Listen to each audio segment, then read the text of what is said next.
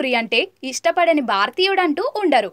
ముఖ్యంగా చిన్నతనంలో స్కూల్ అయిపోయాక బయటకొచ్చి ఖచ్చితంగా పానీపూరి తినాల్సిందే. అయితే విదేశాల్లో సెటిల్ అయిన అనేక మంది భారతీయులు అక్కడి వారికి మన సంప్రదాయ వంటకాల రుచులను పరిచయం చేస్తూ ఉన్నారు. తాజాగా అమెరికాలోని మినియాపోలిస్లో అదే జరిగింది. అక్కడున్న ఓ భారతీయ రెస్టారెంట్ స్థానికులకు పానీపూరిని పరిచయం చేసింది. తొలిసారి దీన్ని రుచి చూసిన పాశ్చాత్యుల రియాక్షన్లు ప్రస్తుతం నెట్టింట వైరల్గా మారాయి.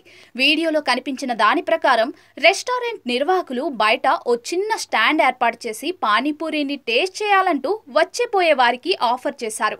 అనేక మంది దీన్ని రుచి చూసి ఆశ్చర్యపోయారు.